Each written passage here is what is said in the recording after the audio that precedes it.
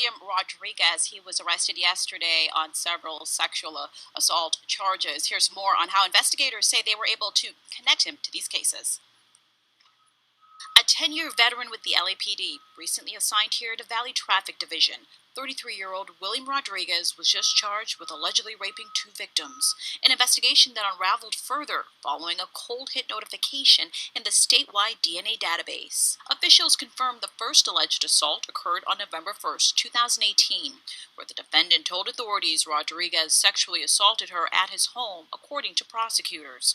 Once detectives began investigating these accusations involving the officer, who was off duty at the time, Rodriguez's DNA, according to prosecutors, was submitted into a statewide database system and soon generated a cold hit alert of a second unsolved sexual assault. This one from 2015, tied to a different victim, who police say was raped under, quote, similar circumstances. LAPD Chief Michael Moore commented on the investigation in a statement that read, "When one of our own breaks the trust of the people we are sworn to protect and to serve, it tarnishes the badge we all wear proudly on our chests. This arrest also reflects our commitment to pursue every lead, no matter where the investigation takes us." And Rodriguez, he will be arraigned tomorrow in court. Now, the LAPD Police Union, they released a statement earlier today saying if these allegations are true, that the officer's conduct is, quote, sickening and a disgrace and not reflective of the entire police department. Veteran of the LAPD is under arrest, charged with 2 counts of forcible rape. Officer William Rodriguez worked out of the Valley Traffic Division in Pacoima. He was arrested late yesterday and is accused of attacking a woman in 2015 and another woman late last year. NBC4's I-Team has been following the investigation into the charges facing Officer William Rodriguez. And investigative reporter Eric Leonard joins us now live from the newsroom with why this case took so many months to put together. Eric. Well, Carolyn, detectives were onto this officer by January, and the LAPD even put him under surveillance. It seemed like they were expecting a quick arrest, but part of the case depended on DNA testing and comparisons, and those lab results can take some time. In fact, often in cases with a suspect who isn't in a state or a national DNA database, undercover detectives will watch the person until there's an opportunity to grab a straw or a fork or something that has bodily fluid on it so it can be tested in the lab. We're told it was, the arrest yesterday was made as soon as the criminal charges had been filed, and anticipating that was going to happen, the LAPD put the officer, Rodriguez, back under surveillance in recent days. The investigation into the sexual assaults was being handled by the LAPD's robbery homicide unit. That has a special detail of detectives who specialize only in sexual assault cases. What's unusual about this is usually a group of internal affairs detectives who work undercover to follow police officers suspected of wrongdoing were not involved in this case. The surveillance instead was left to the robbery homicide unit, its team called the Special Investigation Section, or SIS. Those detectives were on Rodriguez yesterday. They followed him from a residence to North Hollywood, where law enforcement sources tell us they watched him riding around in an SUV with a woman. He stopped at a convenience store on Camarillo Street in North Hollywood, and then they made the arrest a few hours later as soon as the warrant had been signed and filed. And Eric, this was the second arrest of an officer from the same LAPD division in the last few months. Yeah, it seems like a strange coincidence. LAPD Internal Affairs arrested another Valley Traffic Division officer in April. Sammy Saborin, who worked there as a motorcycle traffic enforcement officer, was arrested on suspicion of driving under the influence of drugs. It's likely Saborin and Rodriguez knew one another because the Valley Traffic Division isn't that big, but there's no indication either one of them knew about the other's criminal investigation. Saborin was assigned to his home after the arrest, and we're told by law enforcement sources weeks later he was arrested again and now is off duty, possibly in drug rehab. Hi, YouTubers. So today we're discussing the case of 33-year-old Los Angeles Police Department Officer William Rodriguez. Mr. Rodriguez was charged with 2 counts of forcible rape that he allegedly committed off duty. I want to read a little write-up about the story, and then I'll give you guys my opinion on it. 10-year LAPD veteran Officer William Rodriguez was arrested on multiple sexual assault charges, including a cold case from 4 years ago. According to news sources, the 33-year-old officer was investigated by the LAPD's Robbery Homicide Division Sexual Assault Section after being accused of sexual assault by an acquaintance in November 2018. The incident occurred in Officer Rodriguez's home while he was off duty. Through the course of the investigation, Rodriguez was also linked to a second sexual assault case from August 2015 when his DNA profile was identified via a cold hit notification in the CODIS database. Rodriguez was arraigned on Thursday, July 18th on 2 counts of forcible rape, where he pleaded not guilty. Since the allegations came to light, he has been relieved of his duty with the LAPD, and prosecutors said they would seek bail of $1.2 million on the charges, which carry a maximum sentence of 30 years to life in prison. Now, this case follows a long line of cases where police officers across the country are being accused of committing the very crimes that they are tasked with arresting others for.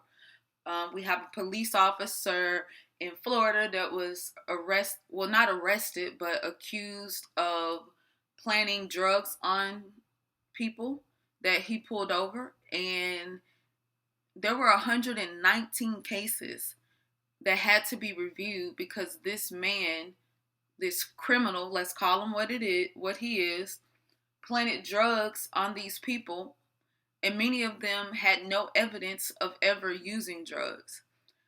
There's the police lieutenant in New Jersey who just murdered his wife and shot her lover, a lieutenant, which means you have some sort of rank.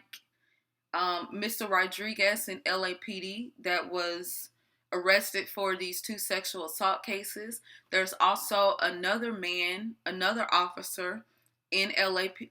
It's the Los Angeles Sheriff's Department.